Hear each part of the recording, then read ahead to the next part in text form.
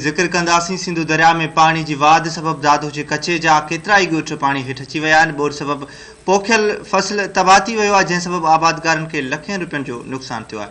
ललपलाण जारी आहे। कचे जा केतिरा ई ॻोठ जेके आहिनि से जिन में क़ाइम खरल गुल मोहम्मद कोरेछो, नबी बख्श जतोई, सोनू जतोई समेत 20 खां वधीक ॻोठ पाणी हेठि अची विया आहिनि। कचे में पोखियल लखें रुपयनि जो फसल, तिर, ग्वार, वण, भींडियूं ऐं ॿियो फसल बि तबाह थी वियो आहे। कचे में ॿोॾ खां पोइ सवें ख़ानदान पंहिंजी मदद पाण ते लॾपलाण करे महफ़ूज़ हंध ॾांहुं मुंतक़िल थियण लॻा आहिनि। ॻोठाणनि जो चवणु आहे त ज़िला इंतिज़ामिया कंहिं बि क़िस्म जी मदद करण लाइ तयारु न आहे। हू पंहिंजी मदद पाण ते लॾपलाण करण ते मजबूर आहिनि।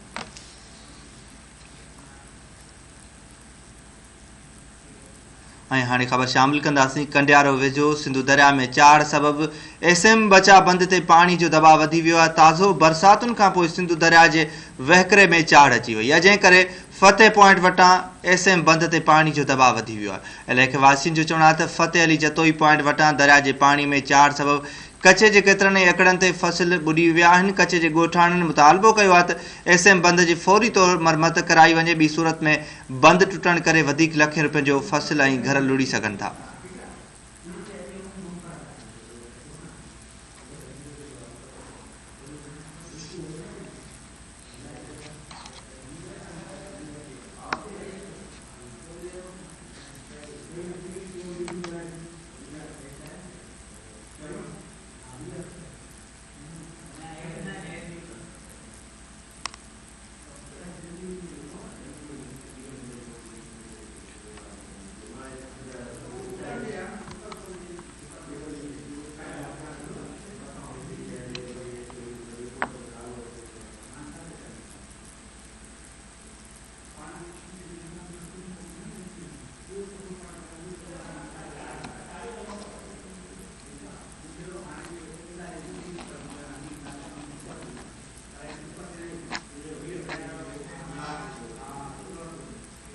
ख़बर शामिल कंदासीं। बिरिया रोड में बरसाती पाणी नेकाल न थियण करे इलाइक़े वासी अज़ाब खे मुंहुं ॾियण ते मजबूर आहिनि। बिरिया रोड में तेज़ बरसाति पवण करे घिटियूं ऐं रोड रस्ता पाणी हेठि अची विया आहिनि। इंतिज़ामी नाहेली सबब बरसाती पाणी नेकाल न थी सघियो। शहर जे स्टेशन रोड, फतेहपुर, रेती पाड़ो ऐं मिठल आबाद में 2 फुटनि ताईं पाणी बीठल आहे, जंहिं करे रहवासी ॾुखियाईनि खे मुंहुं ॾियण ते मजबूर आहे। रहवासियुनि इंतिज़ामिया ॾाढो मुतालबो कयो आहे त बरसाती पाणी फौरी तौर ते नेकाल करायो वञे।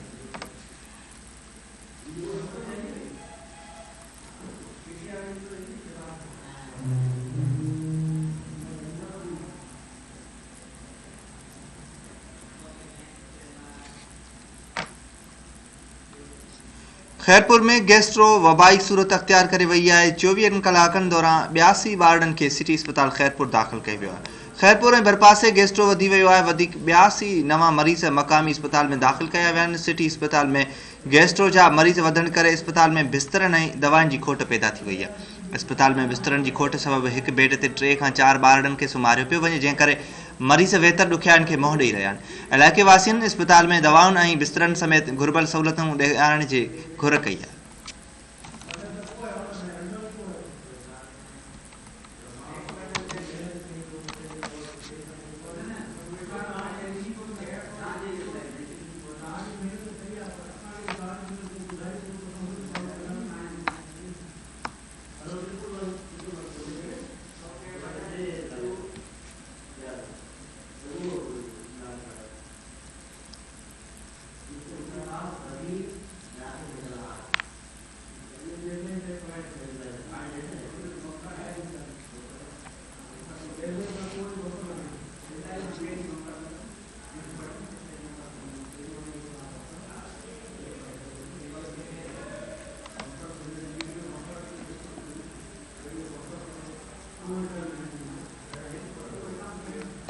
खैरपुर जे ॻोठ जुमू फुलपोटो यूसी खानपुर जे गवर्नमेंट बॉयज़ प्राइमरी स्कूल खे बासरनि गोदाम में तब्दील करे छॾियो आहे। वीडियो सोशल मीडिया ते वायरल थी वई आहे। तालीम खाते खैरपुर जा अमलदार अघोर निंड सुतल आहिनि। ॻोठ जुमू फुलपोटो जे गवर्नमेंट बॉयज़ प्राइमरी स्कूल में बासरनि खजियनि जे पढ़ाई जो सामान ऐं छुहारनि जूं बोरियूं रखी क्लासनि खे ताला हणी छॾिया आहिनि। स्कूल गोदाम में तब्दील थियण जी वीडियो सोशल मीडिया ते वायरल थियण जे बावजूद बि तालीम खाते खैरपुर जा अमलदार अघोर निंड सुतल आहिनि। कंहिं बि अमलदार नोटिस न वरितो आहे। ॻोठाणनि जो चवणु त बासरनि स्कूल अंदरि क्लासनि खे ताला हणी पंहिंजो सामान रखी छॾियो आहे।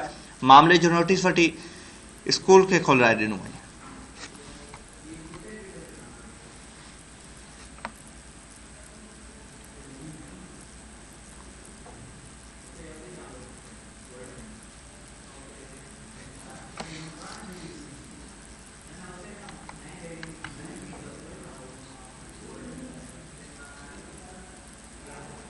गंबड़ जे मदरसे जो ख़ुताबी पुरसरा नमूने गुम थी वियो आहे। वारसन अगवा जो शक ज़ाहिर करे छॾियो आहे। ॻोठ अली मुराद शेख वासी अबू बकर शेख गंबड़ जे मदरसे में दीनी तालीम हासिल कंदो हो, जेको 12 ॾींहनि खां गुम आहे।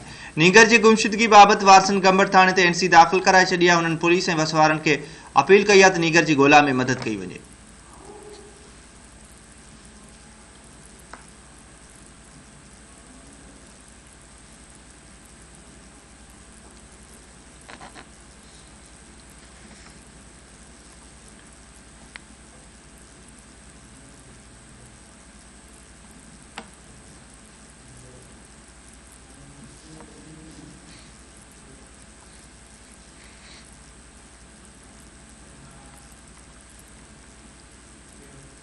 दरियाखन मरी में गुम थियल नौजवान उमर मरी जो पतो न पियो आहे। वारसन ॻोल्हा में मदद करण की अपील करे छॾी आहे। दरियाखन मरी वासी 12 वरनि जो उमर मरी पुट अली गुल मरी 2 ॾींहनि खां गुम आहे, जंहिं करे संदसि वारस परेशान आहे। नौजवान जे वारसन जो चवणु आहे त उमर मरी वासी मदरसे में अज़ीज़ा हसीनिया में पढ़ंदो हुयो ऐं जितां निकिरण खां पोइ घर न पहुतो आहे। ॻोल्हा बावजूदि संदसि को बि ॾस पतो नाहे पइजी सघियो। मुतासिर कुटुंब पुलिस समेत वसवारनि खे नौजवान जी ॻोल्हा में मदद करण की अपील कई आहे।